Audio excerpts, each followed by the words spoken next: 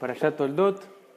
En NCSY hay una clase que yo doy que hablamos un poco sobre el concepto de antisemitismo. No voy a tocar en particular ese tema hoy día, creo que hemos hablado mucho del tema dado los últimos sucesos. Hay un punto que toco en el que hablo sobre cuál es la causa del antisemitismo y cómo distinguimos entre una causa y una excusa de antisemitismo. Hay una diferencia, ¿ok? ¿Cómo sabemos y cómo distinguimos entre una y la otra? Una excusa, si es que tú eres capaz de remover esa supuesta causa, si tú puedes en algún punto de la historia sacar esa causa y el antisemitismo no desaparece, entonces es una excusa, ¿no es cierto? Significa que en verdad esa no era la causa real. Uno de los ejemplos clásicos que se da es que se dice que nosotros controlamos toda la economía, ¿no es cierto? Y en verdad en Polonia, entre el siglo XVII y XX, los judíos eran lo más pobres que había y aún así los odiaban, los perseguían, todo, ¿no es cierto? Todo ocurría con los judíos y claramente eso es una excusa. ¿Por qué digo esto? Porque una de las excusas para el antisemitismo más importante que existen hoy en día tiene su fuente en la parashá de esta semana, ¿ok? En la parashá de esta semana, Jacob engaña a su padre para recibir la brajá que le corresponde en realidad a su hermano, ¿cierto? Jacob engaña a Isaac para que al final esa brajá que en verdad le correspondía, según Isaac le correspondía a Esab, le llega directamente. Y desde ahí sale infinitos prejuicios respecto a nosotros y se dice que los judíos no se les puede confiar, que somos tramposos, que somos mentirosos, que somos estafadores, A, B, C, D, todo lo que ya hemos escuchado más de una vez, ¿no es cierto? Si al final, nuestro patriarca, nuestro tercer patriarca, Jacob Avinu, fue una persona mentirosa, Hasso Shalom lo que estoy diciendo, pero mentiroso, estafador, lo que queramos decir, entonces ¿qué más se puede esperar de nosotros? Como que está en nuestro ADN, como nosotros también somos iguales. Y en realidad, si nosotros estudiamos esta historia con un poquito más de cuidado y un poquito más de detalle, la verdad es que en sí la historia es súper difícil de entender. Pero si estudiamos con un poco más de detalle y vamos un poquito más profundo en lo que realmente está pasando, nos vamos a dar cuenta que esto es una excusa. Obviamente no está pasando lo que se ve por fuera que está pasando, hay algo muchísimo más profundo y que creo que vale la pena compartir.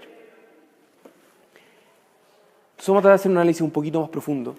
Ojo que muchas veces hay muchas preguntas que nos hacen desde afuera, y es muy importante saber responder hacia afuera, pero hay veces que hay respuestas que son para nosotros mismos y que nosotros tenemos que fortalecernos. Yo creo que este tipo de respuesta, cómo nosotros entendemos esta historia, es muy importante para nosotros entender realmente qué está pasando acá. ¿Ok? Entonces, recapitulando, Yitzhak ya está muy mal de la vista, le pide a Esab que vaya a buscar un plato de comida, que le vaya a preparar algo de comida, que vaya a cazar un animal y se lo prepare y se lo cocine. Y después de eso le va a dar la brajá de la primogenitura. Y Rivka escucha esto, tiene ahí la antena lista, escucha esto y dice, Jacob, esta es la nuestra. Y ya Esab se fue, Isaac piensa que viene Esab con comida, ahora te toca, yo te voy a preparar una comida, anda a buscar unos animales del ganado, hazle shkita, yo te la preparo rico, como le gusta a él, a lo pobre, no sé, algo bueno, y vamos, se la prepara y después te va a dar la brajá a ti. Jacob, no es como que Jacob dice, no, ¿cómo le voy a hacer eso a mi hermano? Jacob dice, ya, ok, pero tengo un problema, ¿cómo hago para parecerme a él? Sin nada que ver, somos distintos, él es más peludo, yo no. Si Rivka dice, no te preocupes, anda al closet de Esab, sácale la ropa, ponte su perfume, estáis listos, no, vaya a pasar piola, vaya a estar bien. Jacob dice, ok, vamos, para adelante. Entonces va, busca el animal, le prepara la comida, llega donde Isaac le pregunta, oye, ¿y cómo tan rápido? Jacob le dice, no, Hashem me ayudó, ok.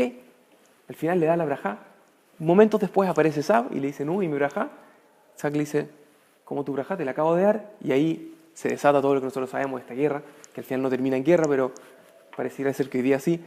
Entonces ahí se desencadena todo este problema. ¿Okay? Rav Shimshon Raphael Hirsch, que es uno de nuestros antepasados, como nuestro tatarabuelo, algo así, hace un análisis de esta historia, de este capítulo, que es muy interesante. Punto 1. Este plan de Rivka como que no tenía cara de ser muy exitoso. ¿Por qué? Porque era obvio, por cómo estuvo hecho todo esto, era obvio que Isaac se iba a dar cuenta, ¿o no? Eventualmente, no se tenía que dar cuenta ahí mismo, pero eventualmente Isaac iba a saber, y eso claramente iba a implicar un problema de Shalom Bait grande entre ellos dos, ¿no es cierto? O sea, fue un engaño más o menos fuerte, ¿no es cierto? Entonces este plan como que no está funcionando muy bien. Algo está pasando y Isaac claramente se iba a dar cuenta. No solamente Esab, que eso era obvio, Isaac se iba a dar cuenta. ¿Qué está pasando con este plan? Y punto 2, ¿cómo puede ser que esta verajá, no sé si lo han pensado esto, pero cómo puede ser que esta verajá, Hashem efectivamente haya hecho que como que recaiga esta verajá? Si en verdad fue con un engaño. Hubo un engaño de por medio. ¿Cómo puede ser que Hashem haya dicho, ¿sabéis qué? Si es verajá, vale, ¿no es cierto? Es como un cheque al portador, ¿cachai? Si es verajá, la dijo Yitzhak, vale, entonces toma, acá está. Es raro. Más allá, más aún. En derecho hay un concepto que se llama error, ¿no es cierto? Si hay un contrato, por ejemplo, y yo pienso que estoy comprando, no sé, un perro, y en verdad resulta que me están vendiendo un camello, entonces hay un error sobre lo que yo estoy comprando, y en verdad ese contrato se puede anular, porque no tiene sentido que estemos hablando de cosas distintas. Esto es lo mismo. Yitzhak, obviamente, puede anular su verajá. Cuando se da cuenta que le dio la verajá a la persona incorrecta, que su hijo y su esposa se confabularon para engañarlo, entonces claramente esta verajá no tiene ningún sentido, no tiene valor. Entonces la segunda pregunta es ¿cómo puede ser que esta verajá en verdad haya tenido un efecto? Que esta verajá realmente haya tenido un impacto sobre a Israel, que sabemos que tuvo. Entonces lo que explica Rav Hirsch, basado en la Gemara, dice que Rivka quería dejar claro un punto frente a Yitzhak. Quería enseñarle una lección. Por eso, o sea, primero que nada, por eso es que Yitzhak se iba a enterar. Eso le da lo mismo a Rivka. Rivka quería que se enterara. Rivka quería que Yitzhak llegara a saber qué es lo que pasó. Entonces, ¿qué es lo que quería? ¿Qué mensaje le quería dar Rivka a Yitzhak? El mensaje que le quería dar era el siguiente. Si Jacob, cabrón, flaquito, tranquilito, que se quedan ahí estudiando, más relajado, más inocente, fue capaz de, en un segundo, engañar a Yitzhak, a su padre, para que pensara que su hijo era otro hijo, que era otra persona. Entonces, ¿con cuánta mayor facilidad Esab, un cazador, un hombre de mundo, tipo que se la sabe todas, con cuánta mayor facilidad iba a poder Esab engañar a su padre para que pensara que era como Jacob, un tipo derecho? Que eso fue lo que Yitzhak siempre pensó de Esab. Tipo bien, tzadik. Esab siempre frente a su papá fue un tzadik. Y eso es lo que quería mostrar a Rivka. Si es que Jacob pudo tan fácil, entonces quizá a ti también te han estado engañando todo este tiempo. Quizás Esab no es la persona que tú piensas que es. Y la pregunta es, ¿logró dar este mensaje Rivka a Yitzhak? Y la respuesta es que sí. ¿Cómo lo sabemos? ¿Cómo lo vemos? Cuando Yitzhak se entera que Jacob lo había engañado, ¿no es cierto? Que Jacob en verdad, no, o sea, que no era Esab, sino que era Jacob. Yitzhak podría haber anulado su verajá, podría haber dicho, chuta, ¿qué me acaban de hacer? ¿Cómo puede ser? Esto es un error, esto no puede estar pasando. ¿Qué hace Yitzhak en vez de eso? No solamente no se arrepiente, sino que vuelve a reafirmar la verajá que le dio a Jacob. Le dijo, Jacob será bendecido. Jacob va a recibir esta verajá. ¿Y a ti qué te doy? Bueno, no sé, déjame ver qué tengo de sobra. Pero la verajá es de Jacob y la volvió a reafirmar. Si Yitzhak no hubiera entendido este punto, si Yitzhak nunca hubiera pasado esto por su mente, punto uno, estaríamos hablando de problemas grandes de Shalom Bait entre Rivka y Yitzhak, ¿no es cierto? Porque fue heavy el engaño. Pero punto dos, Yitzhak podría haber anulado su verajá. Y no lo hizo. No solamente no lo hizo, sino que lo reafirmó. Y esto implica que hubo un punto que estuvo pasando Rivka que le dejó muy claro a Yitzhak en este momento. Entonces, la pregunta es, ¿en verdad en este punto hay un tema? Que yo creo que es como el último puntito que falta conectar.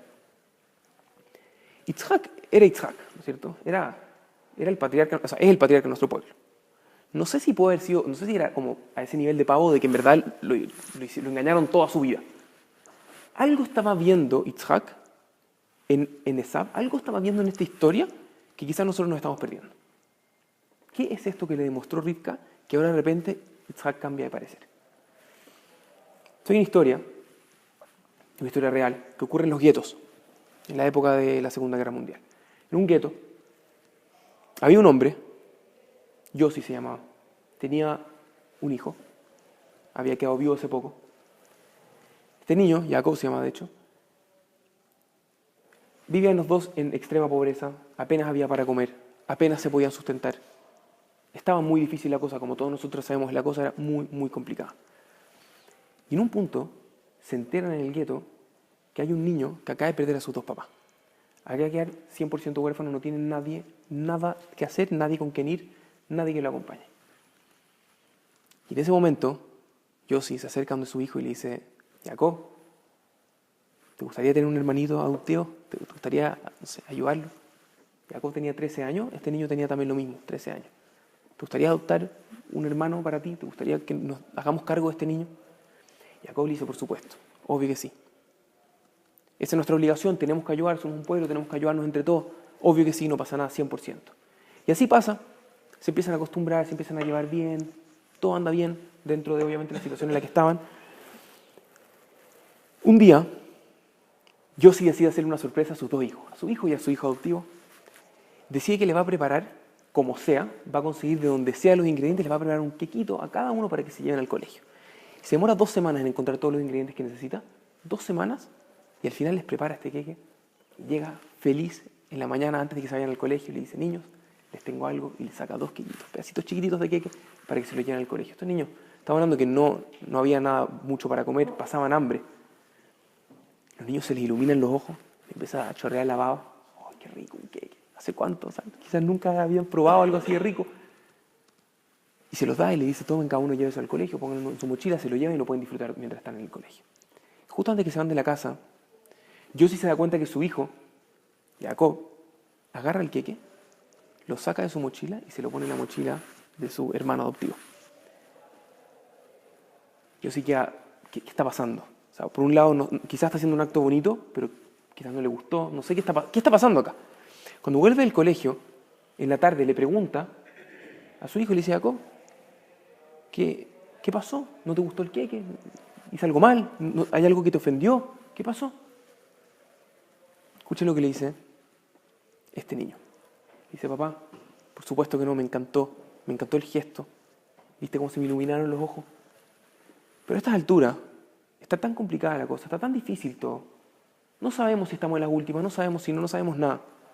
Que a estas alturas, creo que prefiero alimentar mi alma antes que alimentar mi estómago. Esa es la respuesta que le da este niño de 13 años. ¿Por qué digo esto? En la vida, constantemente, y no en situaciones así de extremas, obviamente, nos toca balancear constantemente entre lo que es el placer físico y el placer espiritual. Entre el mundo físico y el mundo espiritual. Nosotros vinimos a este mundo para balancear los dos. Tenemos que llegar a algo, un punto de equilibrio entre ambos. Y de eso se trata, constantemente. A veces es más difícil, a veces es más fácil. Pero siempre, en todo momento, tenemos que entender que el que lidera esta mezcla tiene que ser el poder espiritual. Tenemos que dejarnos guiar por ese lado espiritual e incorporar lo físico a eso. Tenemos que disfrutar de este mundo, pero con un sentido. Si vamos a descansar, no vamos a descansar porque estoy muerto, vamos a descansar porque tengo que recuperar energía para lo que viene. Todo lo que vamos a hacer.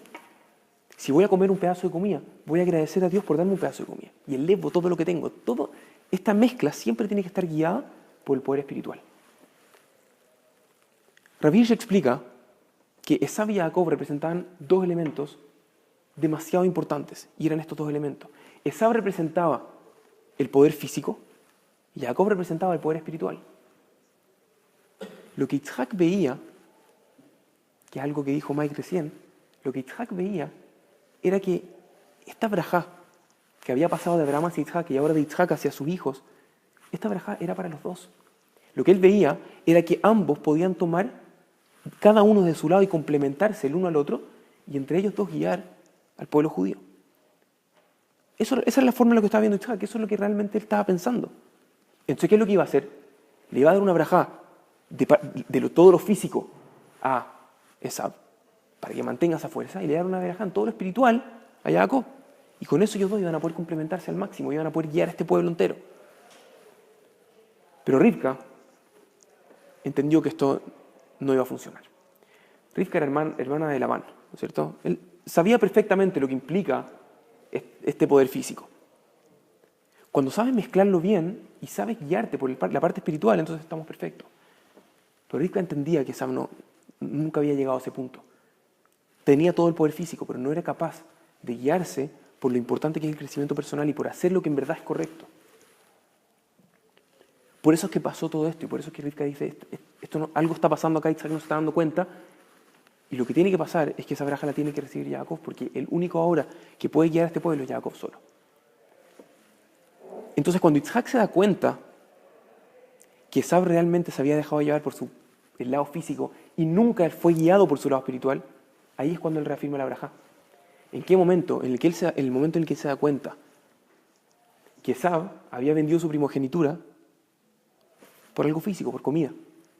Todo lo que implicaba este poder espiritual lo había dejado de lado, ¿por qué? Por su lado físico. Entonces lo que a él lo guiaba era solamente eso.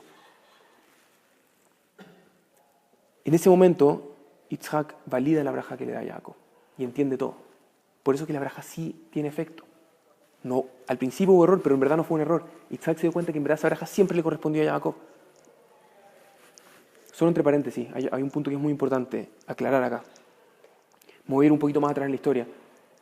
Según la mayoría de todos los mefarshim, la prueba más difícil que pasó a Abraham fue sacrificar a su hijo, o estar a punto de sacrificar a su hijo, ¿no es cierto? Pero hay algo interesante en la forma en la que lo dice, que es cuando el ángel le agarra la mano, Abraham le dice, no lo hagas, no lo hagas. Hay un momento ahí en el que la parashá dice, Ki atá yadati ki yereh Elohim atá. Porque ahora me doy cuenta que tú eres una persona temerosa de Dios, ahora me doy cuenta que tú eres la persona correcta para empezar el pueblo judío. Una pequeña pregunta. ¿De verdad que ahora se dio cuenta Hashem? Este es el momento. Entiendo que fue una prueba difícil, pero igual se fue de su casa, se hizo el Brit Milá. ¿Cuántas pruebas tuvo que pasar? Ahora en verdad se da cuenta, porque antes no. Entiendo que quizás esta era más difícil y acá hace como que se culmina todo, pero en verdad ahora este es el momento. Pasó tantas pruebas tan difíciles. ¿Por qué ahora? Y la respuesta es que Abraham era por esencia Gesed, pura entrega, pura entrega.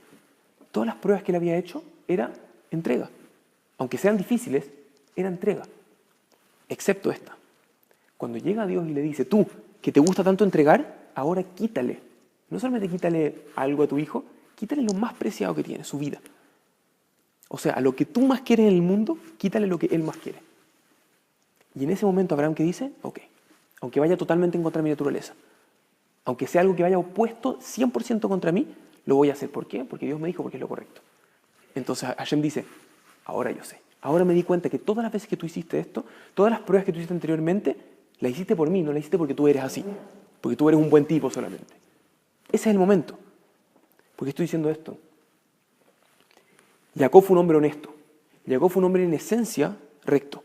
En esencia siempre fue así. Pero cuando las circunstancias lo exigían y tuvo que hacer algo que quizás no iba como con su naturaleza, iba en contra de lo que él pensaba y de lo que él sentía, que era engañar a su padre, lo hizo porque entendió que eso era lo correcto en el momento, a pesar de que implicaba dejar sus propias reglas de lado, porque eso es lo que hay que hacer. Eso es lo correcto, aunque me cueste y aunque me duela. No creo que a Jacob haya sido fácil engañar a su padre. No creo que haya sido fácil. De hecho, el Tanaj, cada vez que menciona esta historia, se refiere a Jacob como Yeshurun. Yeshurun viene de Yashar, derecho. Jacob siempre fue derecho. Esto no quita, esto que pasó no quita la esencia de lo que era Jacob. Como Yodim tenemos esta obligación, tenemos la obligación de ser esta personificación de esta braja de Yitzhak hacia Jacob. Tenemos que ser el reflejo de eso. De entender que en la vida tenemos que saber mezclar y vivir la parte espiritual con la parte física, siempre en conjunto, con un balance perfecto. Y entender que al final lo que tiene que guiar es siempre el crecimiento espiritual, es siempre preocuparme por el otro, es siempre hacer que este mundo sea un mundo mejor, incluso con todo lo que implica o con todo lo que es el lado físico.